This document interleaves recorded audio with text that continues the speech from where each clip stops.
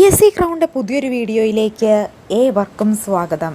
ഇന്നത്തെ ക്ലാസ്സിൽ നമ്മൾ പഠിക്കാൻ പോകുന്നത് ദേശീയ സംസ്ഥാന തലങ്ങളിൽ പ്രീ സ്കൂൾ വിദ്യാഭ്യാസ രംഗത്ത് പ്രവർത്തിക്കുന്ന വിവിധ ഏജൻസികളെക്കുറിച്ചിട്ടാണ് നമ്മൾ ഇന്നത്തെ ക്ലാസ്സിൽ സംസാരിക്കാൻ പോകുന്നത്. അപ്പോൾ ആദ്യമായിട്ട് ഈ ചാനൽ കാണുന്ന കൂട്ടുകാരുണ്ടെങ്കിൽ സബ്സ്ക്രൈബ് ചെയ്ത് സപ്പോർട്ട് ചെയ്യണം.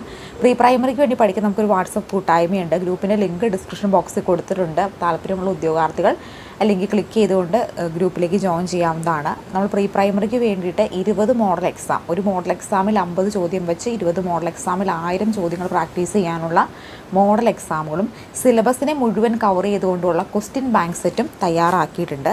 അപ്പോൾ ആർക്കെങ്കിലും ഈ ഒരു ക്വസ്റ്റ്യൻ ബാങ്ക് സെറ്റോ മോഡൽ എക്സാമോ ഒക്കെ അറ്റൻഡ് ചെയ്യണം താല്പര്യമുണ്ടെങ്കിൽ ഈ സ്ക്രീനിൽ കാണുന്ന വാട്സപ്പ് നമ്പറിൽ ഒരു ഹായ് അയച്ചാൽ മതിയാകും കേട്ടോ. മുഴുവൻ ഡീറ്റെയിൽസും നമ്മൾ പറഞ്ഞു തരുന്നതായിരിക്കും. അപ്പോൾ നിങ്ങൾക്ക് അത്രയും ഉപകാരപ്പെടുന്ന രീതി തന്നെയാണ് ഈ ഒരു ക്വസ്റ്റ്യൻ ബാങ്ക് സെറ്റ് നമ്മൾ തയ്യാറാക്കിയേക്കുന്നത്. നിങ്ങൾക്ക് വളരെയധികം ഹെൽപ്ഫുൾ ആയിരിക്കും ഈ ഒരു ക്വസ്റ്റ്യൻ ബാങ്ക് സെറ്റ്. അപ്പോൾ നമുക്ക് വീഡിയോയിലേക്ക് പോകാം. അന്തർദേശീയ സംസ്ഥാനങ്ങളിലെ പ്രീ സ്കൂൾ വിദ്യാഭ്യാസ രംഗത്ത് പ്രവർത്തിക്കുന്ന വിവിധ ഏജൻസികളാണ് നമ്മൾ നോക്കാൻ പോകുന്നത്. ഇതിൽ നമ്മൾ ആദ്യം പഠിക്കാൻ പോകുന്ന സംഘടന എന്ന് പറയുന്നത് ഐക്യരാഷ്ട്ര സംഘടനയാണ്. ഐക്യരാഷ്ട്ര സംഘടന എന്ന് പറയുന്ന ഫുൾ ഫോം എന്താണ്? യുണൈറ്റഡ് നേഷൻസ് ഓർഗനൈസേഷൻ, അതായത് UNOയിലാണ് നമ്മൾ എന്ത് വിളിക്കുന്നത്? ഐക്യരാഷ്ട്ര സംഘടന UNO ആണല്ലേ, UNO ആണിത്. United nations organisation, united nation ഓർഗനൈസേഷനെയാണ് നമ്മൾ ഈ ഐക്യരാഷ്ട്ര സംഘടന എന്ന് പറയുന്നത്. അപ്പോൾ ഐക്യരാഷ്ട്ര സംഘടന നിലവിൽ വരുന്നതിന് മുമ്പ് ലോകത്തെ ഔദ്യോഗിക കാര്യങ്ങളൊക്കെ ഈ ഒരു രാഷ്ട്രങ്ങളുടെ സഖ്യമുണ്ടായിരുന്നു. അതേതായിരുന്നു? ലീഗ് ഓഫ് നേഷൻസ് ആയിരുന്നു. അപ്പോൾ ഐക്യരാഷ്ട്ര സംഘടന വരുന്നതിന് മുമ്പുണ്ടായിരുന്ന സഖ്യമാണ് ഏത്? ലീഗ് ഓഫ് നേഷൻ എന്ന് പറയുന്നത്. രാജ്യത്തെ അല്ലെങ്കിൽ ആദ്യത്തെ ലോക സംഘടനയുടെ അഖില ലോക രാഷ്ട്രങ്ങളുടെ ഒരു സംഘടനയായിരുന്നു ഏത്? ലീഗ് ഓഫ് നേഷൻ എന്ന് പറയുന്നത്. അപ്പോൾ 1920 ജനുവരി 10 ഈ ലീഗ് ഓഫ് നേഷൻ പ്രവർത്തനം ആരംഭിക്കുന്നു. എന്നാണ് 1920 ജനുവരി 10 ലീഗ് ഓഫ് നേഷൻസ്, അതായത് UNOയ്ക്ക് മുമ്പുണ്ടായിരുന്ന സംഘടനയാണ്, പ്രവർത്തനം ആരംഭിച്ച് 1946 ഏപ്രിൽ 18 പ്രവർത്തനം അവസാനിപ്പിക്കുന്നു. അത് ലീഗ് ഓഫ് നേഷൻ്റെ കാര്യമാണ് കേട്ടോ പറയുന്നത്. ലീഗ് ഓഫ് നേഷൻ എന്നാണ് 1920 ജനുവരി 10 പ്രവർത്തനം ആരംഭിച്ച് 1946 ഏപ്രിൽ 18 എന്ത് ചെയ്യുന്നു? പ്രവർത്തനം അവസാനിപ്പിക്കുന്നു. അപ്പോൾ ഇത്രയും നാൾ, 1920 ജനുവരി 10 മുതൽ 1946 ഏപ്രിൽ 18 വരെയാണ് ലീഗ് ഓഫ് നേഷൻ എന്ന് പറയുന്ന സംഘടന അഖില ലോക രാഷ്ട്രങ്ങളുടെ ഒരു സഖ്യത്തിന് സംഘടനയായിട്ട് പ്രവർത്തിക്കുന്നത്. പിന്നീട് ആ പ്രവർത്തനം അവസാനിപ്പിച്ച് പിന്നീട് തുടർന്ന് വന്ന അടുത്ത സംഘടനയാണ് ഏത്?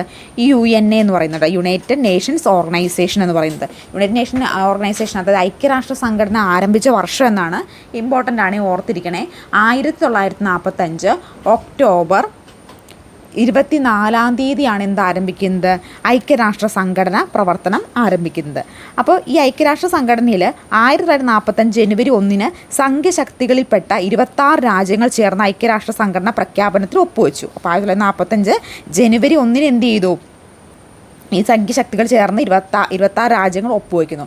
അപ്പോൾ 1945 ഒക്ടോബർ 24 നിലവിൽ വരികയും 1945 ജനുവരി 1 സംഖ്യശക്തികളിലെല്ലാം പെട്ട 26 രാജ്യങ്ങൾ ഒപ്പുവെച്ച് ഒരു സർവ്വദേശീയ അംഗീകാരം ലഭിച്ച ഒരു സംഘടനയായിട്ട് എന്ത് മാറി?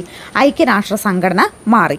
1945 ഏപ്രിൽ സാൻ ഫ്രാൻസിസ്കോയിൽ ചേർന്ന 50 രാജ്യങ്ങളെ പ്രതിനിധികൾ ഐക്യരാഷ്ട്ര ചാർട്ടിൽ എഴുതിയുണ്ടാക്കുകയും 1945 ജനുവരി 26 ഒപ്പുവെക്കുകയും ചെയ്തു. അപ്പോൾ 1945 ജനുവരി 26 എന്ത് ചെയ്തു? ഇതിനകത്ത് കുറേ കാര്യങ്ങളൊക്കെ എഴുതി ഉണ്ടാക്കി അതിനകത്ത് ഒപ്പുവെക്കുകയുമാണ് ചെയ്തിട്ടുള്ളത്. 1945 ഒക്ടോബർ 30 ഇന്ത്യ ഐക്യരാഷ്ട്ര സംഘടനയിൽ അംഗമായി. അപ്പോൾ ഇന്ത്യ ഐക്യരാഷ്ട്ര സംഘടനയിൽ അംഗമായത് എന്നാണ്? 1945 ഒക്ടോബർ 30 ഇന്ത്യ ഐക്യരാഷ്ട്ര സംഘടനയിൽ അംഗമാവുന്നത്. രാമസ്വാമി മുതലിയാറാണ് ഇന്ത്യക്ക് വേണ്ടി UN ചാർട്ടിൽ ഒപ്പുവെച്ചത്. അപ്പോൾ ആരാണ് ഈ ഒരു UN ചാർട്ടിൽ ഇന്ത്യക്ക് വേണ്ടി ഒപ്പുവെക്കുന്നത്? രാമസ്വാമി മുതലിയാറാണ്. ആരാണ്? രാമസ്വാമി മുതലിയാറാണ് ഇന്ത്യക്ക് വേണ്ടി UN ചാർട്ടിൽ ഒപ്പുവെക്കുന്നത്. 1946 ജനുവരി 1 ലണ്ടനിൽ ചേർന്ന അസംബ്ലിയുടെ 1ാം സമ്മേളനത്തോടെ ഐക്യരാഷ്ട്ര സംഘടന ഔപചാരികമായി പ്രവർത്തിക്കാൻ തുടങ്ങി. അപ്പോൾ ഇങ്ങനൊരു സംഘടന ഉണ്ടായിരുന്നു. ആ സംഘടന ഔപചാരികമായിട്ട് പ്രവർത്തിക്കാൻ തുടങ്ങിയത് എന്ന് മുതലാണ്? 1946 ജനുവരി 1 ലണ്ടനിൽ ചേർന്ന അസംബ്ലിയുടെ 1ാം സമ്മേളനത്തോടെയാണ് ഐക്യരാഷ്ട്ര സംഘടന ഔപചാരികമായിട്ട് പ്രവർത്തിക്കാൻ തുടങ്ങിയത്. ഇനി UN ആസ്ഥാനം എവിടെയാണ്? ന്യൂയോർക്കിലാണ് കേട്ടോ. ന്യൂയോർക്കിലെ മൻഹട്ടാണ് ഈ ഒരു ആസ്ഥാനം. അപ്പോൾ ഓപ്ഷൻസിൽ ന്യൂയോർക്ക് എന്നാണ് കൊടുത്തെങ്കിൽ അതാണ് എഴുതേണ്ടത്. ന്യൂയോർക്കിൽ എവിടെയാണെന്ന് വെച്ചിട്ടുണ്ടെങ്കിൽ മൻഹട്ടിലാണ് എന്തിൻ്റെ ആസ്ഥാനം, ഈ UN ആസ്ഥാനം എന്ന് പറയുന്നത്. എല്ലാ വർഷവും ഒക്ടോബർ 24 ഐക്യരാഷ്ട്ര ദിനമായി ആചരിക്കുന്നു. അപ്പോൾ ഒക്ടോബർ 24 പ്രത്യേകത എന്താണ്? ഐക്യരാഷ്ട്ര ദിനമാണ്. എന്താണ് ഒക്ടോബർ 24 പ്രത്യേകത? എന്താണ്? ഐക്യരാഷ്ട്ര ദിനമാണ് ഒക്ടോബർ 24 എന്ന് പറയുന്നത്. ഇതിനകത്ത് യുണിസെഫ്, യുനെസ്കോ, WHO, കെയർ എന്നിവ ഐക്യരാഷ്ട്ര സംഘടനയ്ക്ക് കീഴിലുള്ള ശിശു വിദ്യാഭ്യാസ ഏജൻസികളാണ്. അപ്പോൾ എന്താണ്? ഐക്യരാഷ്ട്ര സംഘടനയുടെ കീഴിലുള്ള ശിശു വിദ്യാഭ്യാസ സ്ഥാപനങ്ങളിൽ വിദ്യാഭ്യാസ ഏജൻസികൾ ഏതൊക്കെയാണെന്ന് ചോദിച്ചിട്ടുണ്ടെങ്കിൽ ഏതൊക്കെയാണ്? യുണിസെഫ്, യുനെസ്കോ, WHO, കെയർ എന്നൊക്കെ പറയുന്നത് ഈ ഒരു ഐക്യരാഷ്ട്ര സംഘടനയുടെ കീഴിലുള്ള ശിശു വിദ്യാഭ്യാസ ഏജൻസികളാണ്. അതുപോലെ തന്നെ ഇതുകൂടാതെ തന്നെ റെഡ് ക്രോസ്, BSS എന്നീ സംഘടനകളും ഇക്കൂട്ടത്തിൽ പെടുന്നു. അപ്പോൾ റെഡ് ക്രോസും BSSും ഈ ഒരു കൂട്ടത്തിൽ പെടുന്നവയാണ്.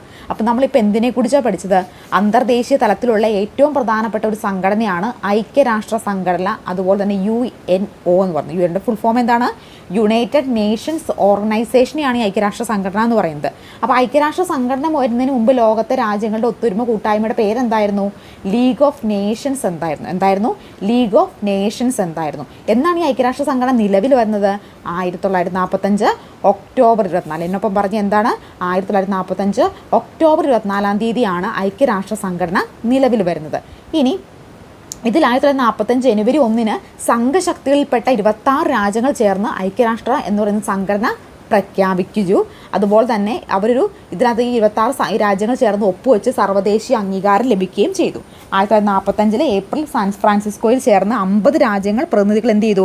50 പേരും കൂടെ ഐക്യരാഷ്ട്ര ചാർട്ടിൽ എഴുതി തയ്യാറാക്കി. എന്തൊക്കെ പ്രത്യേകതകളാണ്, എന്തൊക്കെ പോളിസീസാണ് വേണ്ടത് തുടങ്ങിയ കാര്യങ്ങൾ, നിയമാവലികളെല്ലാം അവരെന്ത് ചെയ്തു? എഴുതി തയ്യാറാക്കിയുണ്ടായി. 1945 ജനുവരി 26 അതിൽ ഒപ്പുവെക്കുക. അങ്ങനെ 50 രാജ്യങ്ങൾ എഴുതി തയ്യാറാക്കി. 50 രാജ്യങ്ങൾ കൂടി എന്ത് ചെയ്തു? 1945 ജൂൺ 26 അതിൽ ഒപ്പുവയ്ക്കുകയും ചെയ്തു. അപ്പോൾ 1945 ജൂൺ 26 അവരെന്ത് ചെയ്തു? അതിനകത്ത് 50 രാജ്യങ്ങൾ ചേർന്ന് വീണ്ടും എഴുതി തയ്യാറാക്കി ഒപ്പുവെച്ചു. പിന്നീട് 1945 ഒക്ടോബർ 30 എന്നാണ്. 1945 ഒക്ടോബർ 30 എന്ത് ചെയ്തു? ഇന്ത്യ അതിൽ ഒപ്പുവെക്കുന്നു. ഇന്ത്യ പ്രതിനിധിയായിട്ട് ആരാണ് ഒപ്പുവെച്ചത്? രാമസ്വാമി മുതലിയാർ. ഇന്ത്യക്ക് വേണ്ടി ആരാണ് ഒപ്പുവെച്ചത്? രാമസ്വാമി മുതലിയാറാണ് അതിൽ ഒപ്പുവെച്ചത്.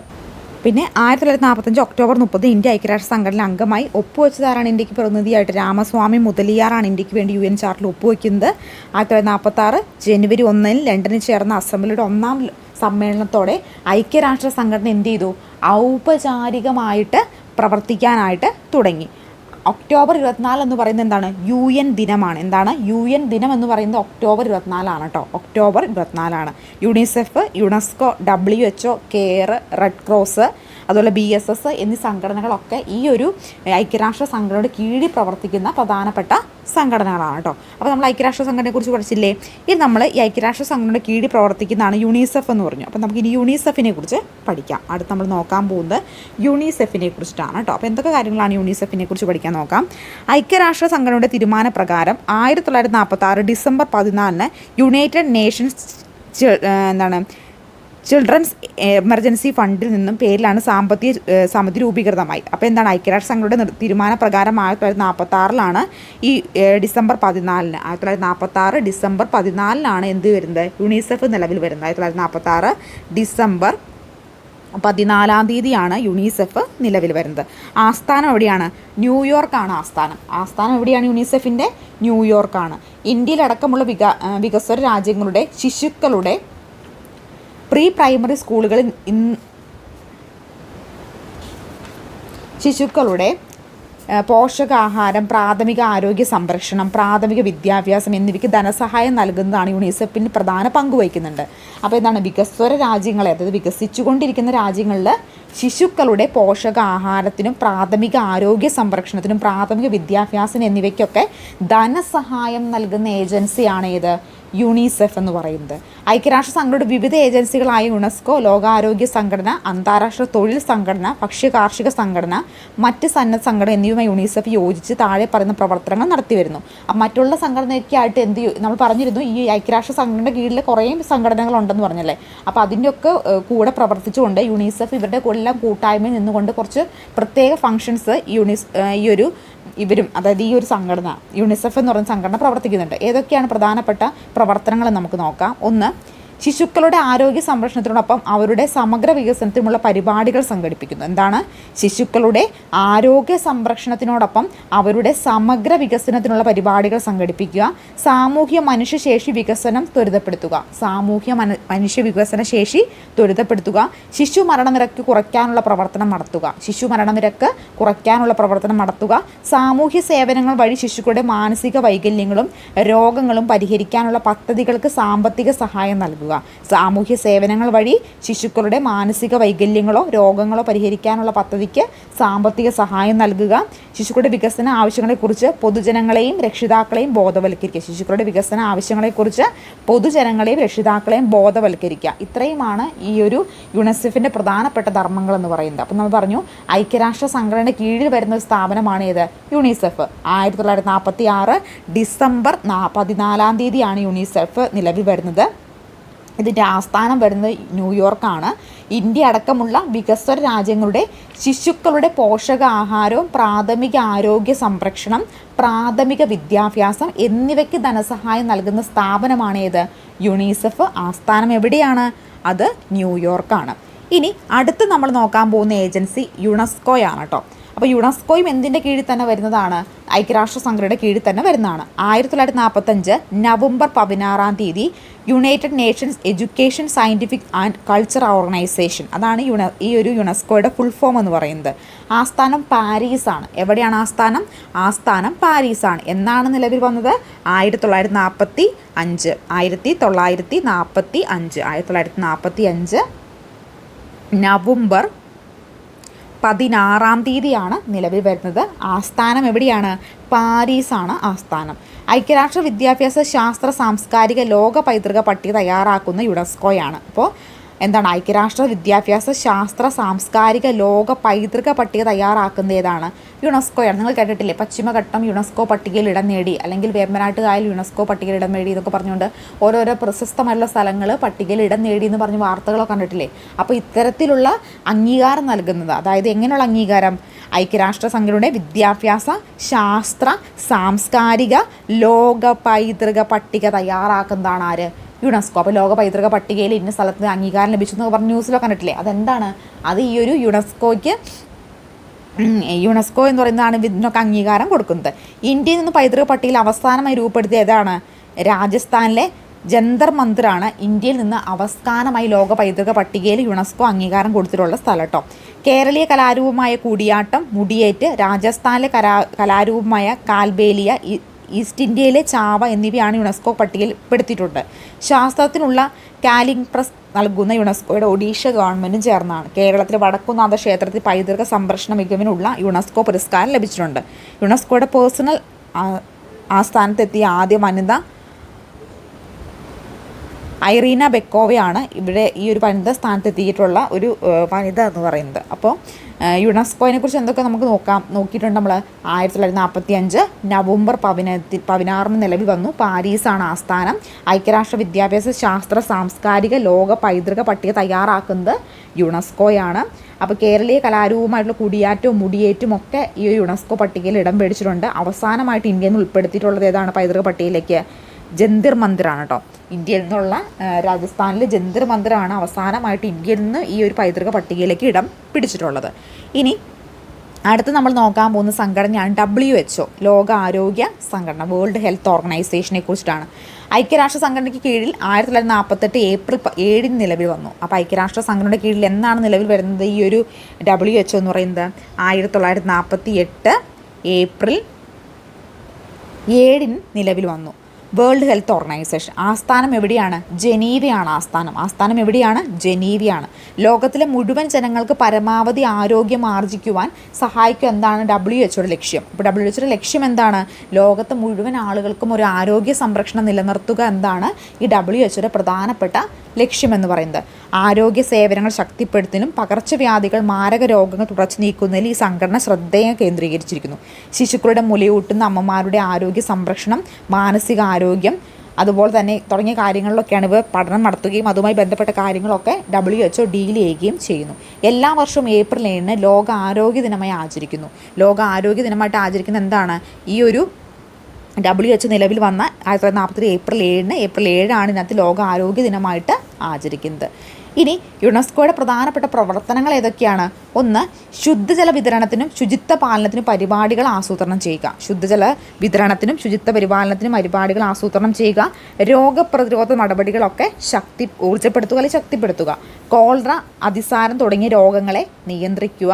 ഡിഫ്തീരിയ, ടൈറ്റനസ്, വില്ലൻ ചുമ, അഞ്ചാമത് തുടങ്ങിയ മാരക രോഗങ്ങളെ പ്രതിരോധിക്കാനുള്ള പരിപാടികൾ സംഘടിപ്പിക്കുക. ഹൃദയ സംബന്ധമായ അസുഖങ്ങൾക്ക് പഠന ഗവേഷണങ്ങൾ പ്രോത്സാഹിപ്പിക്കുക. ചിക്കൻ ബോക്സ് നിർജ്ജലീകരണം നടത്തുക. ക്യാൻസർ, മലേറിയ തുടങ്ങിയ രോഗങ്ങളെ നിയന്ത്രണത്തിനുള്ള പരിപാടികൾ ആവിഷ്കരിക്കുക. ഇത്രയുമാണ് WHO പ്രധാനപ്പെട്ട ധർമ്മങ്ങൾ. അപ്പോൾ ഏതൊക്കെയാണ്? ശുദ്ധജല വിതരണത്തിനുള്ള ശുചിത്വ പാലനത്തിന് പരിപാടികൾ സംഘടിപ്പിക്കുന്നു. രോഗപ്രതിരോധ പരിപാടികൾ ഊർജിതപ്പെടുത്തുന്നു. കോളറ, അതിസാരം തുടങ്ങിയ രോഗങ്ങളെ നിയന്ത്രിക്കുന്നു. ഡിഫ്തീരിയ, ടൈറ്റനസ്, വില്ലൻ ചുമ, അഞ്ചാമൻ തുടങ്ങിയ മാരക രോഗങ്ങളെ നിയന്ത്രിക്കുന്നതിന് വേണ്ട പരിപാടികൾ സംഘടിപ്പിക്കുന്നു. ഹൃദയ സംബന്ധമായ അസുഖങ്ങളെ പഠനങ്ങളും ഗവേഷണങ്ങളൊക്കെ നടത്തുന്നു. ക്യാൻസർ, മലേറിയ തുടങ്ങിയ രോഗങ്ങളിലെ നിയന്ത്രണത്തിലുള്ള പരിപാടികൾ സംഘടിപ്പിക്കുന്നു. ചിക്കൻ ബോക്സിന് നിർജ്ജലീകരണത്തിന് വേണ്ട കാര്യങ്ങളൊക്കെ നടത്തുന്നു. അപ്പോൾ ഇത്രയുമാണ് പ്രവർത്തനങ്ങൾ എന്ന് പറയുന്നത്. എന്നാ നിലവിൽ വന്നത്? 1948 ഏപ്രിൽ 7 എന്നാണ്. 1948 ഏപ്രിൽ 7. അതിന് ഏപ്രിൽ 7 പ്രത്യേകത എന്താണ്? ലോക ആരോഗ്യ ദിനമാണ്. എന്നാണ് ഏപ്രിൽ 7 പ്രത്യേകത? ലോക ആരോഗ്യ ദിനമാണ് ഏപ്രിൽ 7 എന്ന് പറയുന്നത്. അപ്പോൾ എന്തിനു വേണ്ടിയിട്ട് ഈ ഒരു ലോക ആരോഗ്യ സംഘടന WHO നിലവിൽ വരുന്നത്? ഐക്യരാഷ്ട്ര സംഘടനയുടെ കീഴിൽ ആണിതുള്ളത്.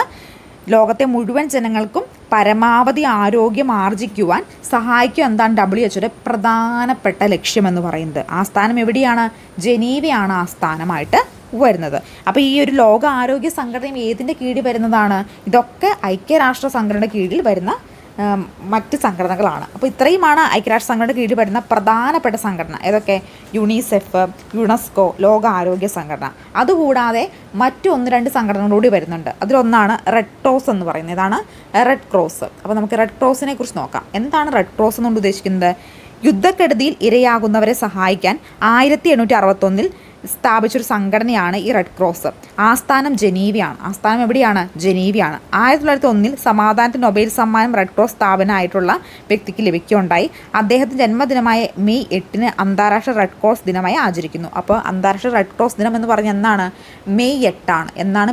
മെയ് 8 അന്താരാഷ്ട്ര റെഡ് ക്രോസ് ദിനം എന്ന് പറഞ്ഞത്. എന്നാണ്? മെയ് 8. 1920 മുതൽ ഇന്ത്യൻ റെഡ് ക്രോസ് സൊസൈറ്റി പ്രവർത്തിച്ചു വരുന്നു. ഭാരത് സേവക് സമാജ്, BSS, ഗാന്ധി സ്മാരക നിധി തുടങ്ങിയ സന്നദ്ധ സംഘടനകൾ, ചില മതസംഘടന നടത്തുന്ന നിരവധി പ്രീ പ്രൈമറി സ്കൂളുകൾ ഇന്ന് ഇന്ത്യയിൽ നിലവിലുണ്ട്. ഇവയിൽ പലതും 1860 ചാരിറ്റബിൾ സൊസൈറ്റി ആക്ട് അനുസരിച്ച് രജിസ്റ്റർ ചെയ്തവയാണ്. രജിസ്റ്റർ ചെയ്യാത്ത നിരവധി സന്നദ്ധ സംഘടനകൾ വേറെയും ഇന്ത്യയിൽ പ്രവർത്തിക്കുന്നുണ്ട്. അപ്പോൾ എന്താണ്? യുദ്ധക്കെടുതി ഇരയാകുന്നവരെ സഹായിക്കാൻ വേണ്ടി 1861 സ്ഥാപിതമായിട്ടാണ് ഈ റെഡ് ക്രോസ്. ആസ്ഥാനം ജനീവയാണ്. 1901 സമാധാനത്തിന് നൊബേൽ സമ്മാനം ഈ ഒരു സംഘടന നേടുകയുണ്ടായി. 1920 ഇന്ത്യൻ റെഡ് ക്രോസ് സൊസൈറ്റി പ്രവർത്തിച്ചു വരുന്നു. 1920 മുതൽ ഇന്ത്യയിൽ റെഡ് ക്രോസ് സൊസൈറ്റി പ്രവർത്തിച്ചു വരുന്നുണ്ട്. മെയ് 8 അന്താരാഷ്ട്ര റെഡ് ക്രോസ് ദിനമായി ആചരിക്കുന്നു. മെയ് 8 അന്താരാഷ്ട്ര റെഡ് ക്രോസ് ദിനമായിട്ട് ആചരിക്കുന്നു. ഇനി ഭാരത് സേവക് സമാജ്, ഗാന്ധി സ്മാരക നിധി തുടങ്ങിയ സന്നദ്ധ സംഘടനകളും ചില മത സംഘടനകൾ നടത്തി വരുന്ന നിരവധി പ്രീ പ്രൈമറി സ്കൂൾ ഇന്ത്യയിൽ ഇതുമായി ബന്ധപ്പെട്ട് പ്രവർത്തിക്കുന്നുണ്ട്. അപ്പോൾ ഇത്രയുമാണ് നമുക്ക് എന്തുമായി ബന്ധപ്പെട്ട് പഠിക്കാനുള്ളത്? ഈ ഒരു അന്തർദേശീയ തലത്തിലുള്ള ഏജൻസികളെക്കുറിച്ച് പഠിക്കാനുള്ളത്. ഇനി നമുക്ക് അടുത്ത് നോക്കാനുള്ളത് ദേശീയ തലത്തിലുള്ള ഏജൻസികളാണ്. അപ്പോൾ ദേശീയ തലത്തിലുള്ള ഏജൻസികളെ നമുക്കൊന്ന് വേഗം പരിചയപ്പെട്ടു പോകാം. അപ്പോൾ ദേശീയ തലത്തിലുള്ള ഏജൻസികൾ എന്ന് പറയുമ്പോൾ NCERT, CSWB, ICCW, അതുപോലെ NIPCCD തുടങ്ങിയ സംഘടനകളാണ് പ്രധാനമായിട്ടും ദേശീയ തലത്തിൽ വരുന്നത്. അപ്പോൾ ഓരോന്നിനെ നമുക്ക് പരിചയപ്പെടാം. അതിൽ ഫസ്റ്റ് വണ്ണാണ് NCERT എന്ന് പറയുന്നത് കേട്ടോ. 1961 സ്ഥാപിക്കപ്പെട്ട ഒരു സ്വയം ഭരണ സ്ഥാപനമാണ് NCERT. ഇന്ത്യയിലെ സ്കൂളുകളിൽ അക്കാദമിക ഗുണനിലവാരം മെച്ചപ്പെടുത്തുക എന്നതാണ് ലക്ഷ്യം. അപ്പോൾ NCERT പ്രധാനപ്പെട്ട ലക്ഷ്യം എന്താണ്? ഇന്ത്യയിലെ സ്കൂളുകളിൽ അക്കാദമിക് നിലവാരം മെച്ചപ്പെടുത്തുക എന്നതാണ് പ്രധാന ലക്ഷ്യം. കേന്ദ്ര മാനുഷിക വിഭവശേഷി മന്ത്രാലയത്തിൻ്റെ കീഴിലാണ് ഇത് പ്രവർത്തിക്കുന്നത്. എവിടെയാണ് ഇത് പ്രവർത്തിക്കുന്നത്? കേന്ദ്ര മാനുഷിക വിഭവശേഷി മന്ത്രാലയത്തിൻ്റെ കീഴിലാണ് NCERT പ്രവർത്തിക്കുന്നത്. സ്കൂളുകൾക്കും അധ്യാപക പരിശീലനത്തിനും വേണ്ട നയങ്ങളും പരിപാടികളും രൂപപ്പെടുന്ന പ്രധാന പങ്കുവഹിക്കുന്നു. അപ്പോൾ സ്കൂളുകൾക്കും അധ്യാപക പരിശീലനത്തിനും വേണ്ട നയങ്ങളും പരിപാടികളും ഒക്കെ ഈ ഒരു NCERT സംഘടിപ്പിക്കുന്നുണ്ട്. ഇനി ഇവിടെ NCERT പ്രധാനപ്പെട്ട ധർമ്മങ്ങൾ എന്തൊക്കെയാണെന്ന് നമുക്ക് നോക്കാം. വിദ്യാഭ്യാസ ഗവേഷണവും വികസനവും, സർവീസ് ചേരുന്ന മുമ്പുള്ള പരിശീലനവും സർവീസ് കാലയളവിലുള്ള പരിശീലനവും, പാഠ്യപദ്ധതി, പഠന ബോധന സാമഗ്രികൾ തുടങ്ങിയവയുടെ രൂപപ്പെടുത്തലും പരിഷ്കരണവും, ഗവേഷണത്തിൻ്റെ അടിസ്ഥാനത്തിലുള്ള ന്യൂനത വിദ്യാഭ്യാസ പ്രായോഗികത്തിൻ്റെ പ്രചരണം തുടങ്ങിയവയൊക്കെയാണ് NCERTയിലെ പ്രധാനപ്പെട്ട ധർമ്മങ്ങൾ. അപ്പോൾ 1961 സ്ഥാപിക്കപ്പെട്ടത്. ഇതൊരു സ്വയംഭരണ സ്ഥാപനമാണ്. സ്കൂളുകളിലെ അക്കാദമിക ഗുണനിലവാരം മെച്ചപ്പെടുത്തുക എന്നതാണ് NCERTയുടെ പ്രധാനപ്പെട്ട ലക്ഷ്യമായിട്ട് വരുന്നത്. ഇനി അടുത്ത് നമ്മൾ നോക്കാൻ പോകുന്നത് CSWB ആണ്, central social welfare board. Central social welfare ബോർഡിനെ കുറിച്ചിട്ടാണ് നമ്മളിനി നോക്കാൻ പോകുന്നത്. കേന്ദ്ര വനിതാ ശിശു വികസന വകുപ്പിൻ്റെ കീഴിൽ ഇന്ത്യൻ കമ്പനി ആക്ട് പ്രകാരം രജിസ്റ്റർ ചെയ്ത ഒരു ചാരിറ്റബിൾ കമ്പനിയാണ് ഏത്? സെൻട്രൽ സോഷ്യൽ വെൽഫെയർ ബോർഡ് എന്ന് പറയുന്നത്. ഇത് വനിതാ ശിശു ക്ഷേമ വകുപ്പിൻ്റെ പരിപാടി ഏറ്റെടുത്ത് നടത്താൻ സഹായിക്കുന്നു. ഇത് വനിതാ ശിശു ക്ഷേമ വകുപ്പിൻ്റെ പരിപാടികൾ ഏറ്റെടുത്താൻ സഹായിക്കുന്നുണ്ട്. അംഗനവാടി പ്രവർത്തനങ്ങൾക്ക് പരിശീലനം നൽകുന്നതും ഈ ഒരു സ്ഥാപനമാണ്. അംഗനവാടി പ്രവർത്തനങ്ങൾക്ക് പരിശീലനം നൽകുന്നത് ഈ ഒരു CSWB സഹായം നൽകുന്നു. ഇതിനൊക്കെ സഹായമൊക്കെ ഇവർ നൽകുന്നുണ്ട്. അപ്പോൾ കേന്ദ്ര വനിതാ ശിശു വികസന വകുപ്പിൻ്റെ കീഴിൽ ഇന്ത്യൻ കമ്പനി ആക്ട് പ്രകാരം പ്രവർത്തിക്കുന്ന ഒരു ചാരിറ്റബിൾ കമ്പനിയാണ് ഏത്? സെൻട്രൽ സോഷ്യൽ വെൽഫെയർ ബോർഡ് എന്ന് പറയുന്നത്. ഇനി അടുത്ത് നമ്മൾ നോക്കാൻ പോകുന്നത് ICCW, Indian council for child welfare ആണ്. ഇന്ത്യൻ കൗൺസിൽ ഫോർ ചൈൽഡ് വെൽഫെയറിനെ കുറിച്ചിട്ടാണ് നോക്കാൻ പോകുന്നത്. 1952 ഈ ഒരു സംഘടന രൂപം കൊള്ളുന്നത്. സാമ്പത്തികമായി പിന്നോക്കം നിൽക്കുന്ന ജനവിഭാഗങ്ങളെ പ്രതിദ്വാനം ചെയ്യുന്ന ഒരു സന്നദ്ധ സംഘടന എന്ന നിലയിൽ ഇതിൻ്റെ പ്രവർത്തനം ഇതിൽ വിവിധ സംസ്ഥാനങ്ങളിൽ കേന്ദ്രഭരണ പ്രദേശങ്ങൾ ഒട്ടേറെ രജിസ്റ്റർ ചെയ്തിട്ടുള്ള ശാഖകൾ ഉണ്ട്. അപ്പോൾ 1952 Indian council for child welfare പ്രവർത്തിക്കുന്നത്. ഇതിനകത്ത് എന്താണ്? സാമ്പത്തികമായി പിന്നോക്കം നിൽക്കുന്ന ജനവിഭാഗങ്ങളെ പ്രതിനിധാനം ചെയ്യുന്ന സന്നദ്ധ സംഘടന എന്ന നിലയിലാണിത് പ്രവർത്തനം ആരംഭിക്കുന്നത്. ഈ ഒരു സംഘടനയ്ക്ക് വിവിധ ശാഖകളും പ്രവർത്തിക്കുന്നുണ്ട്. അപ്പോൾ നമ്മൾ ഈ ഒരു പ്രീ പ്രൈമറിക്ക് വേണ്ടി പഠിക്കുന്നതിന് വേണ്ടി നമ്മൾ ക്വസ്റ്റ്യൻ ബാങ്ക് സെറ്റും അതുപോലെ തന്നെ 20 മോഡൽ എക്സാമും നമ്മൾ സെറ്റ് ചെയ്തിട്ടുണ്ട്. ഓരോ മോഡൽ എക്സാം കഴിയുമ്പോഴും അതിൻ്റെ റാങ്ക് ലിസ്റ്റ് നമ്മൾ ഗ്രൂപ്പിൽ പബ്ലിഷ് ചെയ്യുന്നതാണ്. അപ്പോൾ നിങ്ങൾക്ക് ആർക്കെങ്കിലും ഈ ഒരു ക്വസ്റ്റ്യൻ ബാങ്ക് സെറ്റോ അതുപോലെ എക്സാമിലോ പങ്കെടുക്കാൻ താല്പര്യമുണ്ടെങ്കിൽ നിങ്ങൾ തീർച്ചയായിട്ടും വാട്സപ്പിൽ ഈ കാണുന്ന സ്ക്രീൻ കാണുന്ന നമ്പറിൽ മെസ്സേജ് അയക്കണം. ഇനി കുറച്ച് ദിവസങ്ങൾ മാത്രമേ പരീക്ഷയ്ക്കുള്ളൂ. ആ ഒരു കുറച്ച് ദിവസങ്ങളിലേക്ക് നിങ്ങൾക്ക് നല്ല രീതിയിൽ പ്രിപ്പയർ ചെയ്യാനും, ഇപ്പോൾ പഠിച്ച് തീരാത്തവർ കാണുമായിരിക്കും, തുടങ്ങാനിരിക്കുന്നവർ കാണുമായിരിക്കും, തീർന്ന് റിവിഷൻ ചെയ്യുന്നവർ കാണുമായിരിക്കും. തുടങ്ങുന്നവർക്ക് വേണ്ടി സിലബസിനെ മുഴുവൻ നല്ല രീതിയിൽ മനസ്സിലാക്കാനും കൃത്യമായി പഠിച്ചു പോകാനും സഹായിക്കും. പഠിച്ചു കഴിഞ്ഞവർക്ക് നല്ല വ്യക്തമായ രീതിയിലൊന്ന് റിവിഷൻ ചെയ്യാനും സഹായിക്കും. കുറച്ച് കാര്യങ്ങൾ പഠിച്ചവർക്ക് സിസ്റ്റമാറ്റിക്കായി ഒന്ന് ഓർഡറാക്കി കാര്യങ്ങൾ മനസ്സിലാക്കാനൊക്കെ ഈ ക്വസ്റ്റ്യൻ ബാങ്ക് സെറ്റും എക്സാമും നിങ്ങളെ വളരെയധികം ഹെൽപ്പ് ചെയ്യുന്നതായിരിക്കും. പ്രത്യേകിച്ച് പിറ്റേ ദിവസം പബ്ലിഷ് ചെയ്യുന്ന റാങ്ക് ലിസ്റ്റൊക്കെ നമ്മൾ കൃത്യമായ രീതിയിൽ പബ്ലിഷ് ചെയ്യുന്നതുകൊണ്ട് നിങ്ങളുടെ പഠന നിലവാരം സ്വയം അനലൈസ് ചെയ്യാനൊക്കെ ഇതുവഴി ഹെൽപ്പ് ചെയ്യുന്നതായിരിക്കും. അപ്പോൾ ആർക്കെങ്കിലും ക്വസ്റ്റ്യൻ ബാങ്ക് വേണമെന്നുണ്ടെങ്കിൽ സ്ക്രീനിൽ കാണുന്ന നമ്പറിൽ വാട്സപ്പിൽ ഒരു ഹായ് അയച്ചാൽ മതി കേട്ടോ. ഇനി അടുത്ത് നമുക്ക് നോക്കാം. അടുത്താണ് NIPCCD, national institute for public cooperation and child development ആണ് ഈ ഒരു ദേശീയ തലത്തിൽ വരുന്ന അടുത്ത സംഘടന എന്ന് പറയുന്നത്. അതിവിടെ എഴുതി ചേർത്തിട്ടില്ലായിരുന്നു. NIPCCD ആണ് കേട്ടോ. അതായത് national institute for public cooperation and child development ആണ്. കേന്ദ്ര മാനവ വിഭവശേഷി മന്ത്രാലയത്തിന് കീഴിൽ വനിതാ ശിശു വികസന വകുപ്പിൻ്റെ ഭാഗമായി പ്രവർത്തിക്കുന്ന ഒരു സ്വയംഭരണ സ്ഥാപനമാണ് ഏത്? ഈ national institute for public cooperation and child development എന്ന് പറയുന്നത്. ഡൽഹിയാണ് ആസ്ഥാനം. ആസ്ഥാനം എവിടെയാണ്? ഡൽഹിയാണ്. ദേശീയ ശിശുനയം അനുസരിച്ച് പരിപാടികൾ നടപ്പിലാക്കുക, കൂടാതെ പൊതുജനങ്ങളിൽ ശിശു സംരക്ഷണത്തെക്കുറിച്ചും വിദ്യാഭ്യാസത്തെക്കുറിച്ചും അവബോധം സൃഷ്ടിക്കുക, പൊതുജന പങ്കാളിത്തം ഉറപ്പാക്കുക തുടങ്ങിയ കാര്യങ്ങളൊക്കെയാണ് ഈ ഒരു സംഘടന മുന്നോട്ട് വയ്ക്കുന്നത്. National institute for public corporation child development എന്ന് പറയുന്നത്. അപ്പോൾ കേന്ദ്ര മാനവ വിഭവശേഷി മന്ത്രാലയത്തിന് കീഴിൽ വനിതാ ശിശു വികസന വകുപ്പിൻ്റെ ഭാഗമായി പ്രവർത്തിക്കുന്ന ഒരു സ്വയം ഭരണ സ്ഥാപനമാണിത്. ആസ്ഥാനം എവിടെയാണ്? ഡൽഹിയിലാണ്. ദേശീയ ശിശുനയം അനുസരിച്ച് പരിപാടികൾ നടപ്പിലാക്കുക, കൂടാതെ പൊതുജനങ്ങളിൽ ശിശു സംരക്ഷണത്തെക്കുറിച്ചും വിദ്യാലയത്തെക്കുറിച്ചും അവബോധം സൃഷ്ടിക്കുക എന്താണ് പ്രധാനപ്പെട്ട ധർമ്മമായിട്ട് വരുന്നത്. ഇനി അടുത്ത് നമ്മൾ നോക്കാൻ പോകുന്നത് സംസ്ഥാന തലത്തിലുള്ള പ്രധാനപ്പെട്ട സ്ഥാപനങ്ങളെക്കുറിച്ചിട്ടാണ്. അപ്പോൾ ഇതുവരെ നമ്മൾ എന്തൊക്കെ പഠിച്ചു? ആദ്യം നമ്മൾ ദേശീയ തലത്തിലുള്ള കാര്യങ്ങൾ, അതായത് അന്തർദേശീയ തലത്തിലുള്ള കാര്യങ്ങൾ പഠിച്ചു. പിന്നീട് നമ്മൾ ദേശീയ തലത്തിലുള്ളത് പഠിച്ചു. പിന്നെ നമ്മളിപ്പോൾ സംസ്ഥാന തലത്തിലുള്ളതാണ് ഇനി നോക്കാൻ പോകുന്നത് കേട്ടോ. അപ്പോൾ സംസ്ഥാന തലത്തിൽ വരുന്ന പ്രധാനപ്പെട്ട സ്ഥാപനങ്ങൾ ICDS, SCRT, പട്ടികവർഗ വികസന വകുപ്പ്, തദ്ദേശ സ്വയംഭരണ സ്ഥാപനങ്ങൾ, അങ്ങനെ 4 സ്ഥാപനങ്ങളാണുള്ളത്. അതിൽ നമുക്ക് ഫസ്റ്റ് SCRT നോക്കാം. എന്തൊക്കെയായിരിക്കും SCRTയുമായി ബന്ധപ്പെട്ട് പഠിക്കാനുള്ളത്? വിദ്യാഭ്യാസത്തിൻ്റെ ആസൂത്രണം, ഭരണനിർവഹണം, മേൽനോട്ടം, സംഘാടനം, മാനേജ്മെൻറ്റ് എന്നിവ പ്രവർത്തന പരിധി വരുന്ന സാധനങ്ങളാണ് ഏത് SCRT എന്ന് പറയുന്നത്. SCRT ഫുൾ ഫോം എന്താണ്? State council of education research and training. State council of education research and training എന്നാണ് ഇതിൻ്റെ ഫുൾ ഫോം ആയിട്ട് വരിക. ഇനി ഇതിൻ്റെയൊക്കെ പ്രധാനപ്പെട്ട എന്തൊക്കെ കീഴിലാണ് പ്രവർത്തിക്കുന്നത് നോക്കാം. Department of communication and evaluation, department of education technology. അപ്പോൾ ഇതിൻ്റെ ഈ ഒരു SCRT കീഴിൽ പ്രവർത്തിക്കുന്ന സംഘടനകളെക്കുറിച്ചാണ് പറയുന്നത്. ഏതൊക്കെയാണ്? Department of communication and evaluation, department of education technology, department of non formal education, department of education research and documentation and dissemination, department of health art and work experience, department of teacher education and extension, state institute of education management and training. ഇത്രയും സംഘടനകൾ ഇതിൻ്റെ കീഴിലാണ് പ്രവർത്തിക്കുന്നത്.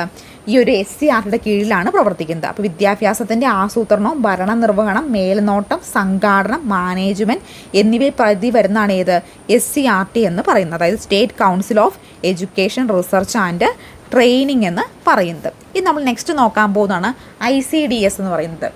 ICDSൻ്റെ എന്തൊക്കെയാണ് ഇത് വരുന്നത്? സംയോജിത ശിശു വികസന സേവന പദ്ധതിയാണ് ഏത് ICDS എന്ന് പറയുന്നത് അല്ലേ. അപ്പോൾ ICDSന് എന്തൊക്കെ കാര്യങ്ങളുണ്ട്? ICDSനെ കുറിച്ച് നോക്കാം. സംയോജിത ശിശു വികസന സേവന പദ്ധതിയാണ് ICDS എന്ന് പറയുന്നത്.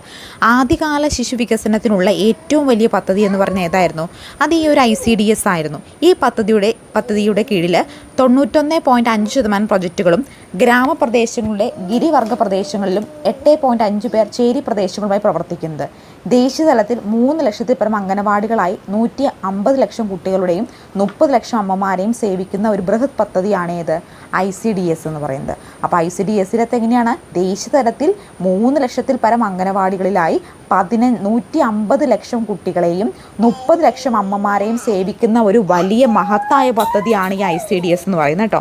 സമൂഹത്തിൻ്റെ താഴെക്കിടയിൽപ്പെട്ട കുട്ടികളുടെയും സ്ത്രീകളുടെയും അടിസ്ഥാന ആവശ്യങ്ങൾ നിറവേറ്റുന്നതിനായി കുഞ്ഞുങ്ങളെ കേന്ദ്രീകരിച്ച് ഒരു പരിപാടി നടപ്പിലാക്കുന്നതിൻ്റെ ഭാഗമായി 1975 ഒക്ടോബർ 2 സംയോജിത ശിശു വികസന പദ്ധതി നിലവിൽ വന്നത്. അപ്പോൾ സംയോജിത ശിശു വികസന പദ്ധതി അതായത് ICDS നിലവിൽ വന്നതെന്നാണ് 1975 ഒക്ടോബർ 2 ICDS പദ്ധതി നിലവിൽ വരുന്നത്.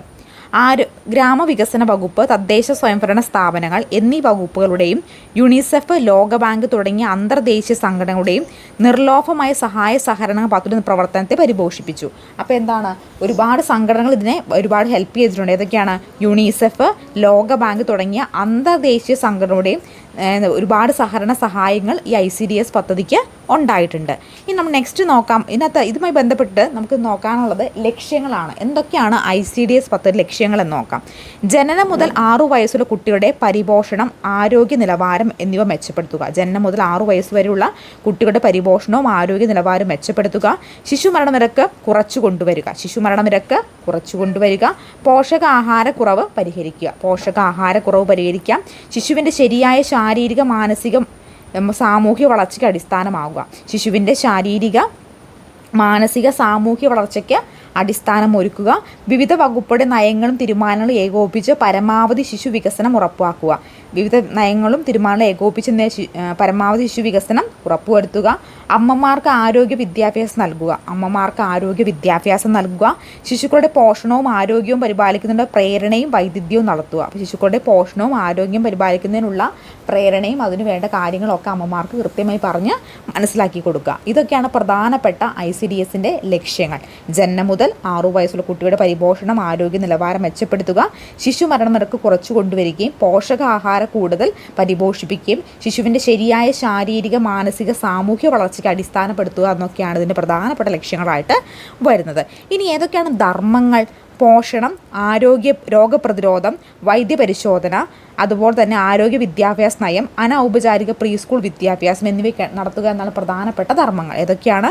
പോഷണം, രോഗപ്രതിരോധം, വൈദ്യപരിശോധനം, ആരോഗ്യ വിദ്യാഭ്യാസ നയം, അനൗപചാരിക പ്രീ സ്കൂൾ വിദ്യാഭ്യാസം എന്നിവ നടത്തുക എന്നാണ് പ്രധാനപ്പെട്ട ധർമ്മങ്ങളിൽ വരുന്നത്. ഇനി അടുത്ത് നമ്മൾ നോക്കാൻ പോകുന്നത് പട്ടികജാതി പട്ടികവർഗ വികസന വകുപ്പിനെ കുറിച്ചിട്ടാണ്. പട്ടികവർഗ വികസന വകുപ്പ് കേരള സർക്കാരിൻ്റെ കീഴിലുള്ള 2 പ്രധാന വകുപ്പുകളാണ്. ഒന്ന് പട്ടികജാതി വികസന വകുപ്പും മറ്റൊന്ന് പട്ടികവർഗ വികസന വകുപ്പും. സാമൂഹികമായും സാമ്പത്തികമായും പിന്നോക്കം നിൽക്കുന്ന ജനവിഭാഗങ്ങളിൽ 6 വയസ്സിന് താഴെയുള്ള കുട്ടികൾക്ക് പരിശീലനവും വിദ്യാഭ്യാസം നൽകുകയാണ് ലക്ഷ്യം വെച്ചുകൊണ്ടാണ് ഈ പട്ടികജാതി പട്ടിക വികസന വകുപ്പ് നഴ്സറി സ്കൂളുകളും ബാലവാടികളും നടത്തുന്നത്. ഇപ്പോൾ എന്താണ്?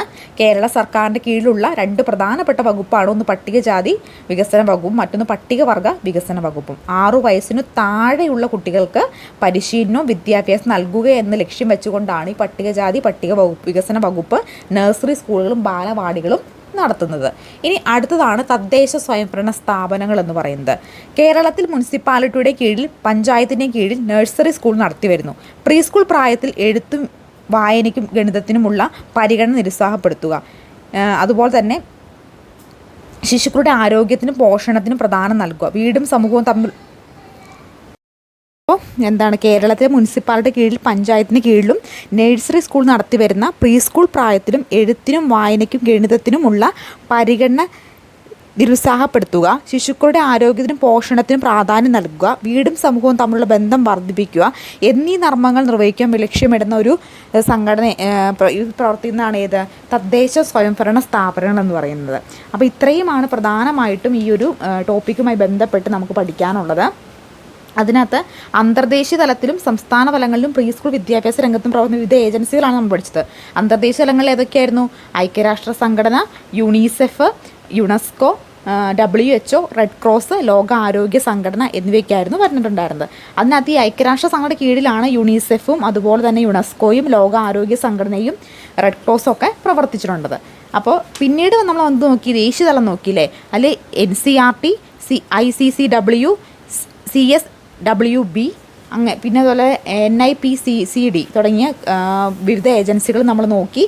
കൂടാതെ സംസ്ഥാന തലത്തിൽ SCERT, അതുപോലെ ICDS, പിന്നെ പട്ടികജാതി പട്ടിക വികസന വകുപ്പ്, തദ്ദേശ സ്വയംഭരണ സ്ഥാപനങ്ങൾ. അപ്പോൾ ഇത്രയുമാണ് പ്രധാനമായിട്ടുള്ളത്. അപ്പോൾ ക്വസ്റ്റ്യൻ ബാങ്ക് സെറ്റോ അതുപോലെ മോഡൽ എക്സാമോ നിങ്ങൾക്ക് വേണമെന്നുണ്ടെങ്കിൽ ഈ താഴെ കാണുന്ന സ്ക്രീനിൽ കാണുന്ന നമ്പറിൽ നിങ്ങൾ വാട്സപ്പിൽ ഒരു ഹായ് അയച്ചാൽ മതിയാകും കേട്ടോ. അപ്പോൾ നമുക്ക് നെക്സ്റ്റ് വീഡിയോയുമായി കാണാം. ആദ്യമായിട്ട് ചാനൽ കാണുന്ന കൂട്ടുകാരോട് സബ്സ്ക്രൈബ് ചെയ്ത് സപ്പോർട്ട് ചെയ്യണം. നമ്മുടെ ഈ ഒരു ഗ്രൂപ്പ് പ്രൈമറിക്ക് വേണ്ടിയുള്ള ഗ്രൂപ്പ് വാട്സപ്പ് ലിങ്ക് ഡിസ്ക്രിപ്ഷൻ ബോക്സിൽ മെൻഷൻ ചെയ്തിട്ടുണ്ട്. അപ്പോൾ എല്ലാവരും വാട്സപ്പ് ഗ്രൂപ്പിൽ ജോയിൻ ചെയ്യുക. അപ്പോൾ അടുത്ത വീഡിയോയുമായി കാണാം. Thank you so much.